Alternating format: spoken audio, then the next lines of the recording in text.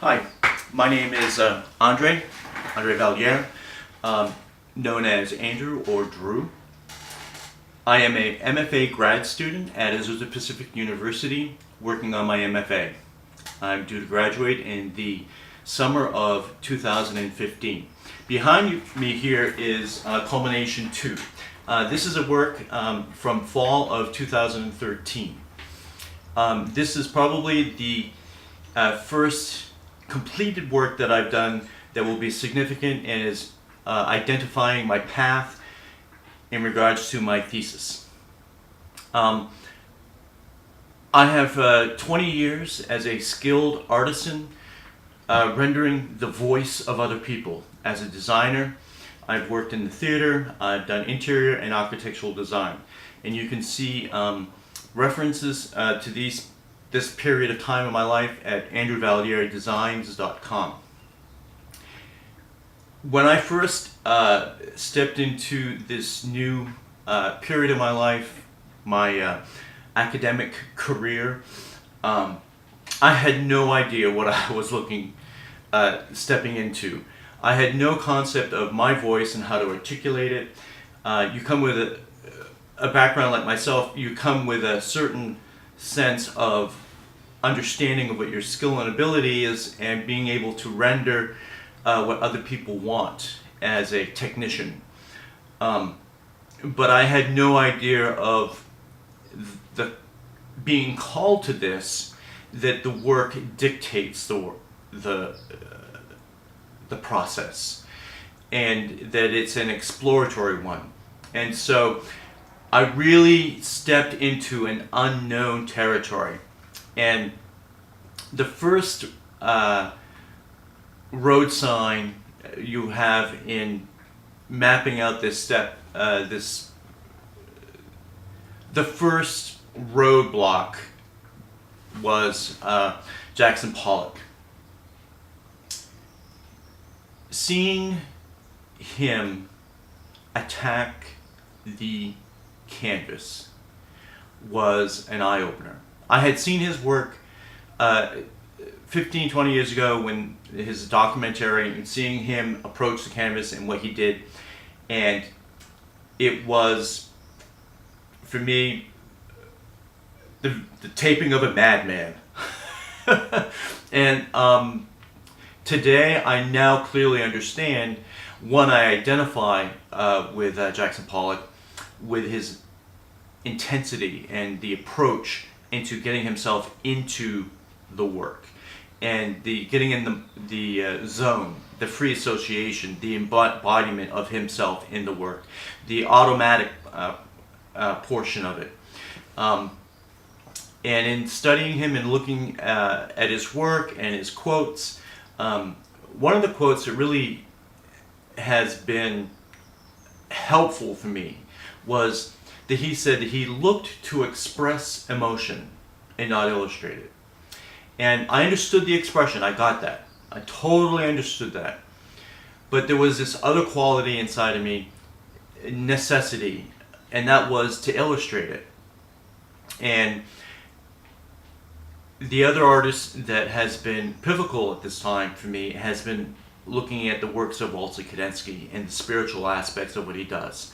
And as it comes about, I've discovered that I see synesthetically as well. I do see line and movement in musical bars, in rhythm and harmony and all of those sort of things. But I do not see color. I feel color. And color is the explanation point, it puts things into context, but it's not really the vehicle for me that moves a work. It is all about the body gesture of myself into the canvas, or in this case, the paper. From here, I'm looking to further develop an automatic skill and technique. When doing this, I first established this with a simple line quality on the paper after a series of 10 drawings that were drawn in a repertory manner, using biomorphic subject matter that's indigenous to where I grew up in Maine. And one of the things that I was always conscious of in my executing the formal training that I've had, that particularly if you work with oils and you work with transparencies, one of the things that you have those aha moments during the different layers of transparencies where you're like, I could stop here. But because of the push for something to be identified as what we all see in the physical realm as everyone's reality, I was always disciplined to take my work to that place. And that's what was required of my work for my clients and the audience that I was serving in a more conservative locale as Maine. But in those aha moments, in those times, I would have these wonderful gestures, these wonderful marks that would end up being embellished, embodied in the work, but lost. And so recognizing that was one of those moments that of love that were lost, that the artist experiences, that what I chose to do was to approach my work in the round. And what I did was I worked on 3 or 4 drawings at the same time on butcher paper. Each piece was 6 to 8, 10 feet long, and I would do a simple gesture and do another mark and another mark, all of the same subject matter and context. And then 45 minutes, an hour later, I would have 3, 4 drawings.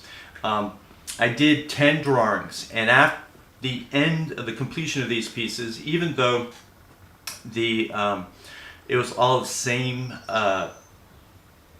subject, to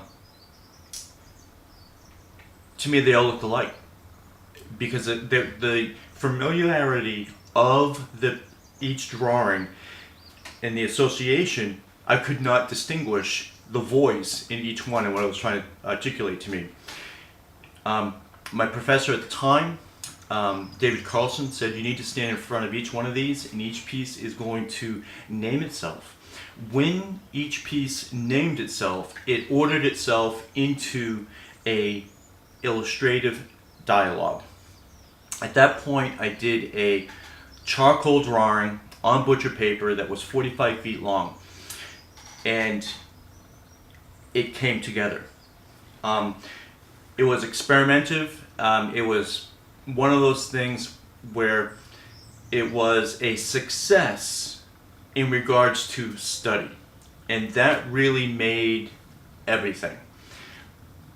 That's what this is. This is 28 feet, and what I simply did was I rolled out the 45-foot piece on the driveway. I rolled out this, and I simply did probably 10 minutes of line on this.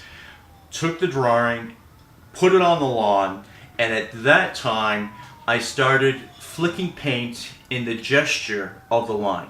Then would draw into it and then would bounce back and forth. And that's how this came about. So now I'm looking to continue with this in discovery and to hone in and really develop a technique of working so that